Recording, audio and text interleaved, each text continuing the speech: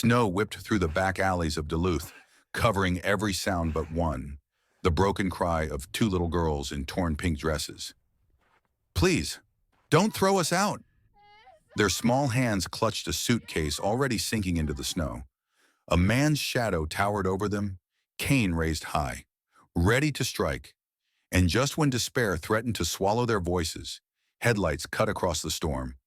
A soldier stepped out, his German shepherd at his side, eyes locked on the scene. What happened next would unravel a truth buried in snow and silence, one that could change all their lives forever.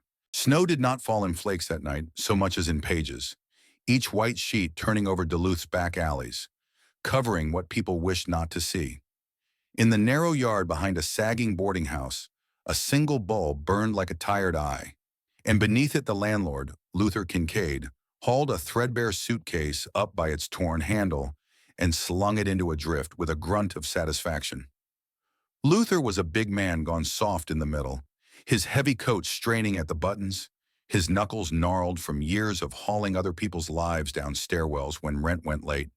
He wore a wool cap with a grease-dark rim and had the habit of chewing his lower lip when angry, which was often. Behind his anger lay two stories. A father who'd run a bait shop that failed the winter, the ice came late, and a marriage that ended the summer he left the door open and the cat ran into the road. "Life teaches you to shut door," he liked to say, but tonight he meant it literally as he lifted a rattan cane and jabbed the air toward two girls huddled against the cinder block wall. The twins were small, 8 years old, mirror images not quite aligned. Hattie with a brave chin and scuffed knees, Hazel with eyes too old for her round cheeks. Their pink dresses were summer ghosts under winter coats 2 sizes too thin, stockings laddered, fingers red and stiff from the cold.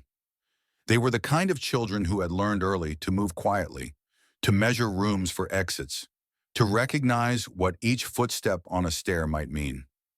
Hattie's hair was a pale tumble that escaped every ribbon. Hazel had a neat braid that had begun to fray, a single strand stuck to a tear on her cheek. "Please, please, don't throw us out," Hazel said, the words hitching in the air like a kite without wind. And Hattie, who preferred to act before speaking, lunged for the suitcase, got both hands on it, and sank to her knees as if making a vow to the snow.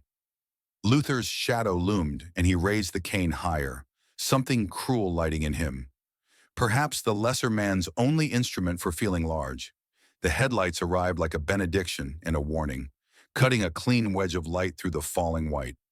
A truck door clicked open with a measured calm that made the neighbors tilt their blinds another inch. Silas Boone stepped out into the sifting cold, tall and spare, shoulders squared under an olive-field jacket whose elbows had been mended twice by a hand that cared. His face was the weathered map of a man who had learned to read distance. Calm gray eyes, a nose that had been broken and set by someone who knew what they were doing, a mouth that could hold a line steady even when the ground shifted. He was 38, a sergeant who carried quiet like a second uniform.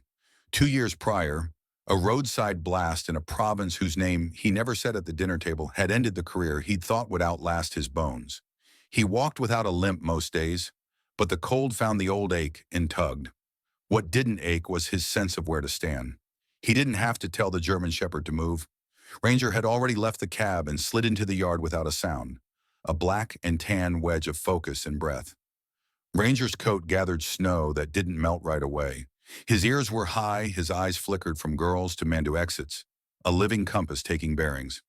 He had learned desert heat and Minnesota cold with equal grace, had dragged Silas by the sleeve from a burning vehicle once, and had slept for 3 nights in a hospital hallway while the sergeant's heart remembered how to keep time. Ranger gave a small huff, a sound that meant I see the threat and also the frightened ones.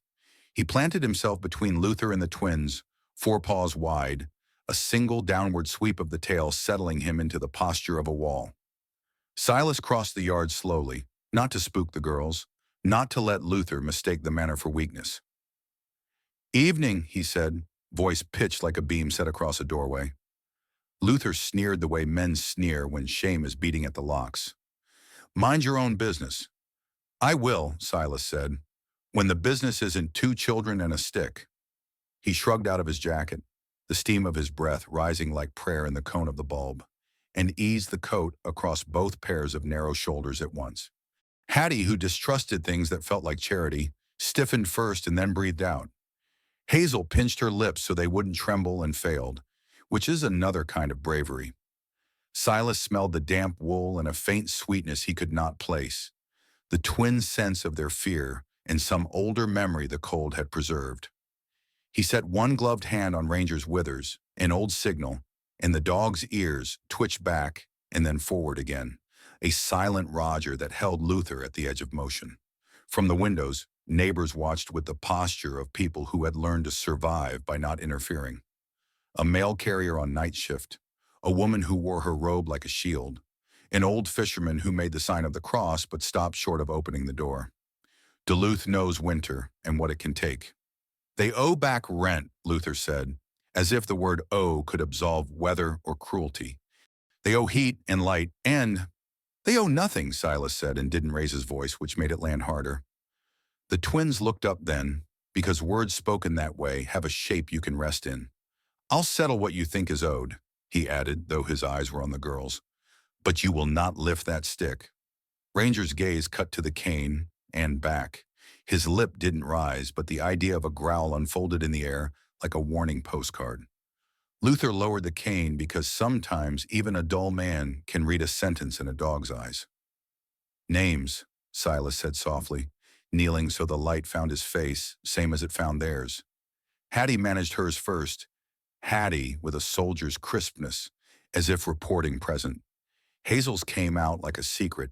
Hazel, he told them his and pointed one finger to the dog.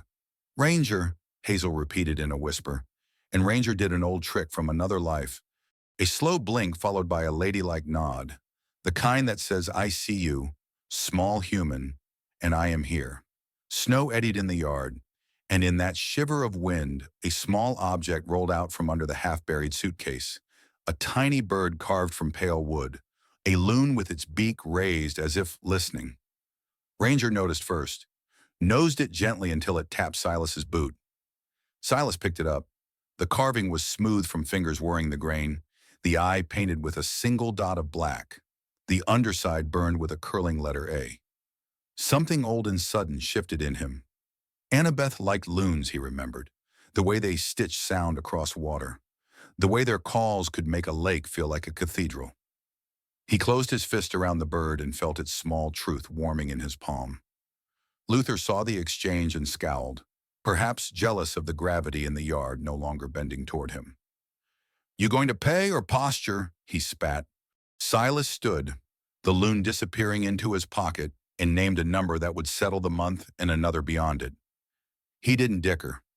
Men who have slept in sand with a dog at their back don't bargain over candles in a storm.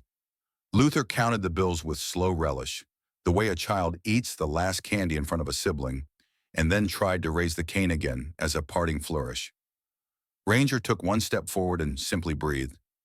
Some lessons arrive as weather. You don't argue with wind, you lean. Luther lowered the cane for good and retreated to the door, muttering about rules. Rules keep houses standing, he said to himself, and doors shut. He slammed the door so hard the bulb shook, and a ring of ice slid down the wire and shattered on the packed snow like a little bell. Silas turned back to the girls. Let's get you warm, he said. The words were ordinary, but in the way he said them lived a promise shaped like shelter. He lifted the suitcase light as a box that holds more memories than clothes and guided them toward the truck. Hattie hesitated, scanning the alley for someone she was used to pleasing. Hazel rubbed her wrist where a red mark wrapped like a cruel bracelet. Ranger trotted to the passenger side and sat square as a sentry, waiting for the door to open, eyes flicking left and right, reading the dark. A neighbor's curtain fell back into place. The storm pressed its white face against the city and listened as the truck's engine turned over. A low, sure sound like a vow being spoken into a chapel that had been empty too long. As Silas helped the twins into the cab, the tiny loon shifted in his pocket. In the past, turned its head in the snow and said, I am not finished with you. He set his coat tighter around the girls, the fabric smelling of cedar and a hint of diesel in winter sun, and closed the door on the cold. Ranger leapt up, landing with the grace of a promise. Then Silas looked once at the dark windows of the boarding house, Once at the fork in the road that led toward the lake, and the diner with the good soup, and the woman who kept a lighthouse nightlight in her closet for company, and chose the direction that warmed. The truck's heater wheezed like an old accordion, but the twins still pressed their hands together for warmth as Silas steered through Duluth's half-silent streets. Ranger sat upright in the cab, muzzle fogging the glass with each slow breath, his head turning to track every corner, every shadow, as if duty never clocked out. The city lay muffled under snow, neon lights from Canal Park flickering like fragile lanterns on the lakeshore. When Silas pulled up at the Harbor Diner, a squat brick building with frosted windows and a painted sign that had endured 30 winters, he knew it wasn't just food they needed, but shelter in small steps. Inside, the air was thick with the smell of chicken broth, fried potatoes, and fresh bread. The heat hit the children's cheeks, turning them pink, and they blinked like owlets pulled suddenly from the dark. The diner was nearly empty. A long-haul trucker hunched over coffee, a college student tapping at her laptop, and behind the counter stood Darla Quinn, the owner and cook rolled into one. Darla was a woman in her mid-50s, tall with a frame softened by years of leaning over stoves. Her auburn hair was streaked with silver, tied back in a scarf, and her eyes were the color of molasses, warm but sharp, a combination learned from raising 3 boys alone, after her husband vanished downstate with debts and excuses. Life had made her stern with liars and gentle with the hungry. She sized up Silas with one glance, then noticed the girls. Something in her chest pulled tight, but she didn't let pity show. "Booth in the corner," she said, sliding menus out though she knew he wouldn't look at them. Silas guided Hattie and Hazel into the booth, draping his coat tighter around them, while Ranger settled at the aisle, his chin flat on his paws but his eyes unblinking toward the door. Darla returned a few minutes later, setting down steaming bowls of chicken noodle soup, 2 slices of bread, and mugs of cocoa with tiny marshmallows melting on top. The girls' eyes widened, and for a moment, joy slipped through their fear. Hattie tore the bread into careful pieces, as though rationing it for a week, and Hazel lifted her spoon slowly, glancing at Silas's sleeve each time, terrified of spilling. Silas said nothing, just leaned back, letting the warmth of the diner wrap around them like a quilt. Between spoonfuls, Hazel whispered first. Her voice was barely audible over the clink of the trucker's spoon. "Our mama's name was Annabeth. Annabeth Cole." She swallowed, then looked at the table as though secrets lived in its grain. "She got sick when we were 6. Aunt Nora helped. She was a nurse. She sang hymns to Mama when the nights got long." Hattie's hand brushed hers as if to remind her to stop, but Silas only nodded, his jaw tightening at the name that carved into his memory like a knife. Annabeth. He hadn't spoken it aloud in years, and yet it rang clear in his chest. Darla overheard and lingered by the counter, pretending to rearrange napkin dispensers. She recognized the weight in Silas's expression. She had worn it herself once, when someone she loved had walked out of a door forever. She walked back with a pot of hot water, refilled the mugs, and set a small plate of cinnamon rolls down without charging. "Eat," she said simply. The twins looked to Silas for permission, and when he gave a nod, Hazel reached timidly, breaking the roll in 2 and sliding half to Hattie. Later, as snow thickened outside, Silas leaned forward, his elbows on the table. "You'll come home with me tonight. Just for now until I figure more." Hattie's chin lifted, stubbornness flashing. She was the kind of child who tested promises before believing them. "We can work," she said quickly. "Sweep, wash dishes, anything." Silas shook his head gently. "Not tonight. Tonight you rest."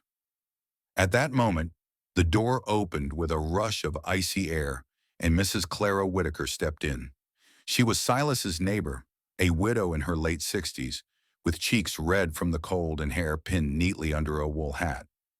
Clara carried herself with the quiet dignity of someone who had once been a school teacher, her posture straight even under the years. Her husband, a shipyard worker, had been lost to a frozen slip decades ago, and since then she'd filled her evenings by tending others' needs. Pies for church, quilts for neighbors, a listening ear for soldiers like Silas, who returned with silence heavier than words. Silas had called her briefly from the truck. Now, seeing the children, Clara's face softened into something maternal. She crouched slightly, meeting Hazel's wide eyes and Hattie's guarded stare. "I've already turned on the heater at my place," she said, her voice carrying the warmth of cedar smoke and hymnals. "There's a lamp that looks like a lighthouse in the guest room." "You'll like it," Hattie blinked, surprised at being addressed as if she mattered. Hazel whispered, "A lighthouse," and Clara nodded, her lips curving into the kind of a smile that held back its sorrow, so children didn't have to carry it. When they left the diner, Ranger brushed past the door first, checking the lot with a soldier's ritual. The snow crunched under their boots as Silas lifted the suitcase into the truck bed. As they drove through the frosted streets toward Clara's house, the twins dozed against each other and Ranger curled on the floorboards, his nose twitching. At the house, Clara had already set out quilts and placed the lighthouse lamp on the nightstand. Its beam cast soft rings on the ceiling, and the girls stared at it in awe. As they climbed into bed, Ranger stepped forward and carefully laid the carved loon on the pillow between them, nudging it with his nose as though presenting proof of some ancient pact. Hazel touched the carving and whispered, "Mama loved these." She said their voices sounded like prayers over water. Silas stiffened, his throat tightening, because Annabeth had once said the same to him by a lakeshore 20 years ago. He stood in the doorway, one hand on the frame, Ranger at his side, and in the stillness of that room, he understood the storm had only just begun to speak.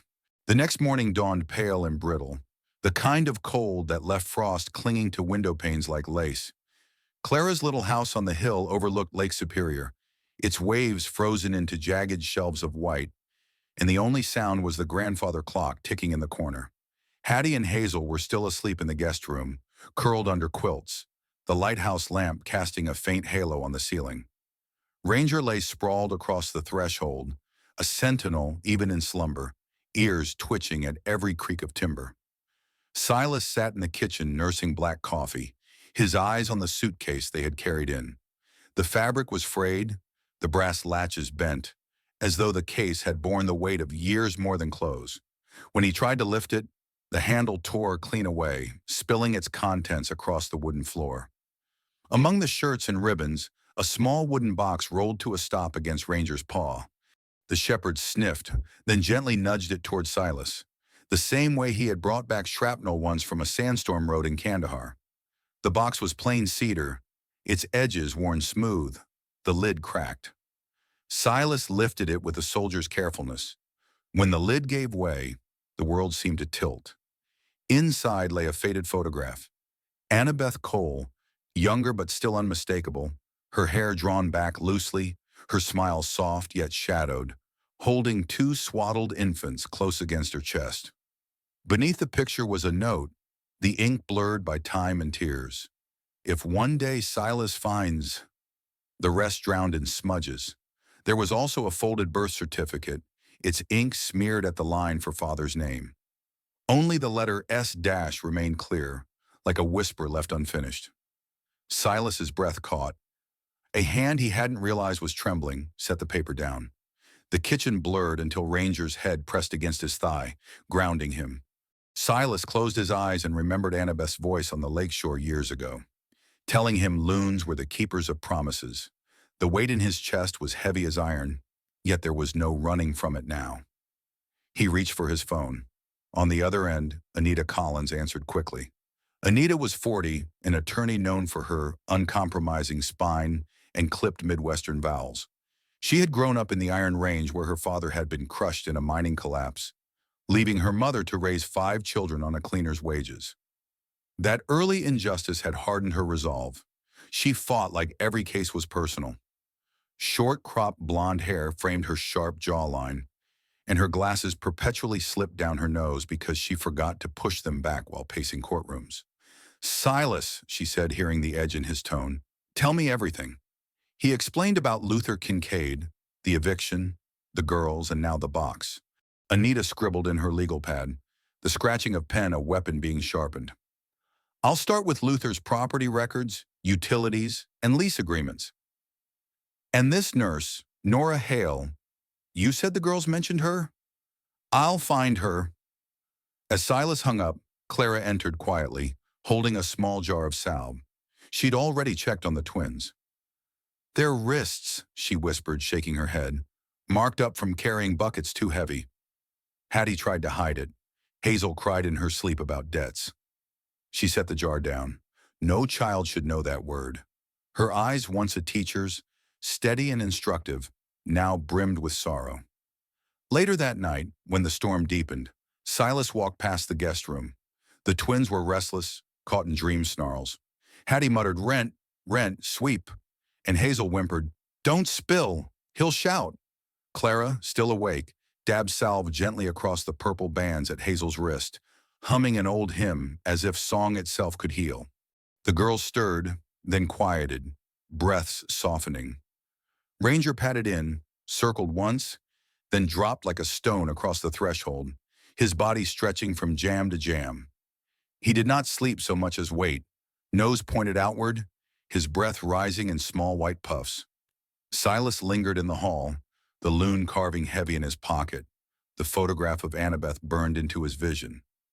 Ranger's ear twitched as though he too remembered, as though the dog carried the echo of Silas's past in his bones. Silas whispered, "We'll find the truth," and Ranger's tail swept the floor once, a soldier's assent. By the end of that week, snow piled against courthouse steps like barricades, but inside the radiators hissed with a heat that could not soften the frost between men. Silas sat beside Anita Collins at a scarred oak table, the twins absent by law's demand, their safety guaranteed only in promises. Luther Kincaid slouched across from them, his coat too fine for a landlord who had claimed poverty, his mouth curling into smirks, as if the building itself were his stage.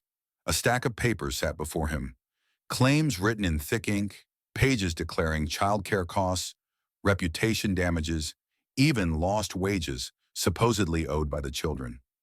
His lawyer, a thin man with darting eyes, kept shifting in his chair as if the fabric scratched him. Anita rose, her voice clipped and cold, glasses glinting beneath the fluorescent lights. She held one sheet aloft. "This," she said, "is a forged signature.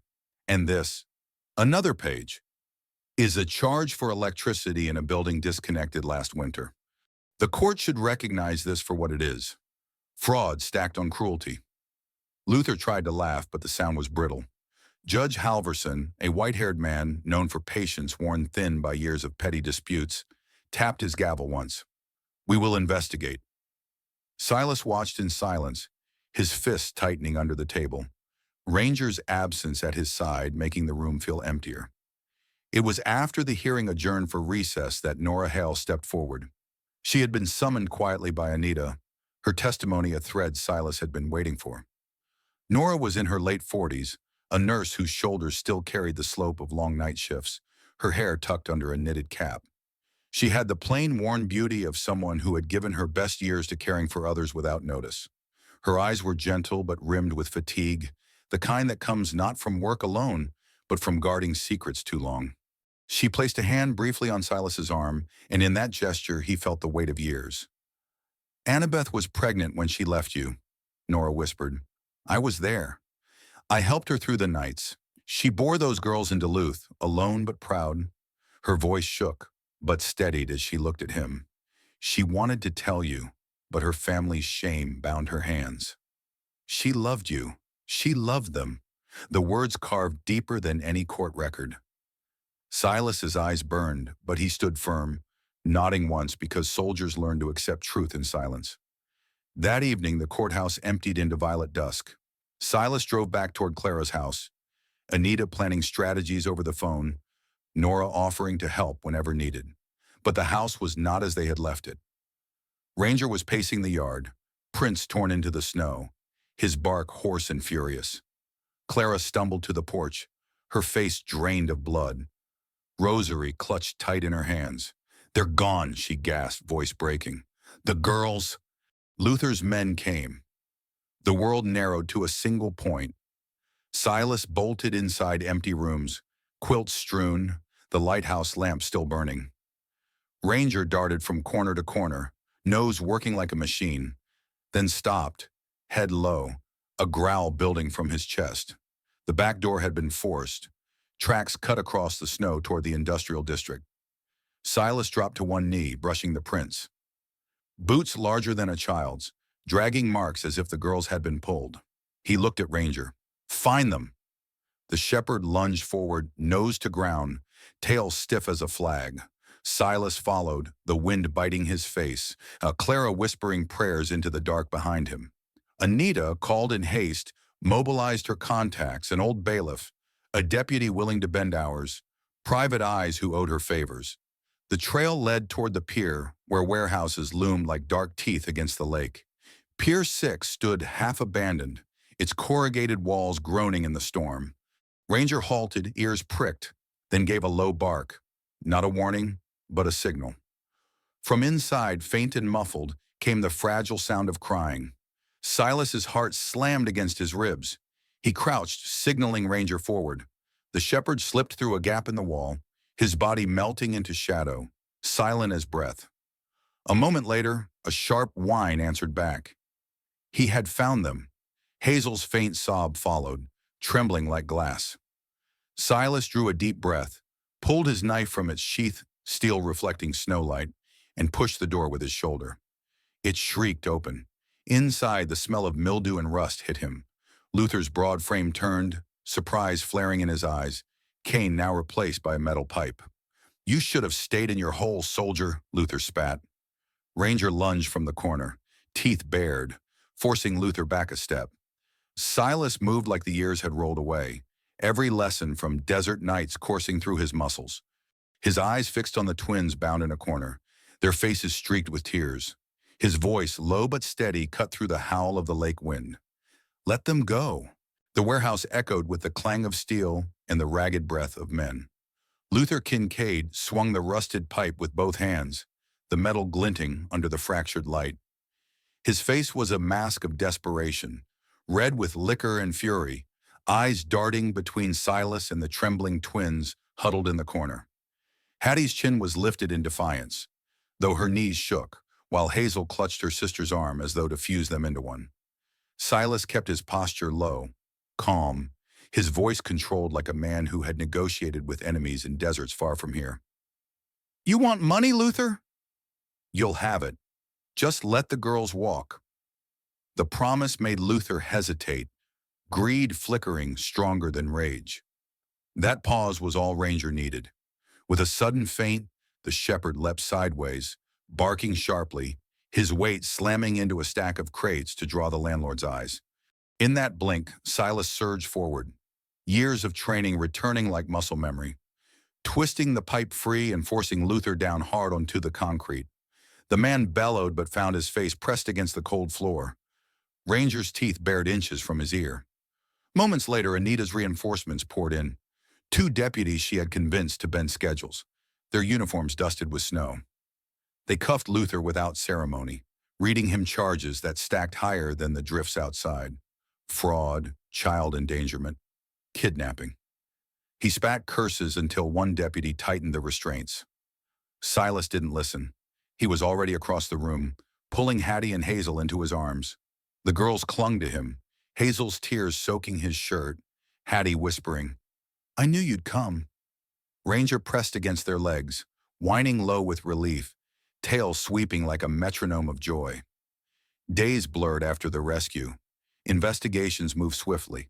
Anita's evidence left no gap for Luther to slip through. DNA testing, expedited at Silas's insistence, came back irrefutable. Hattie and Hazel were his blood. The report carried the seal of certainty, but the truth had already been written in the shape of the girls' eyes and the curve of their voices.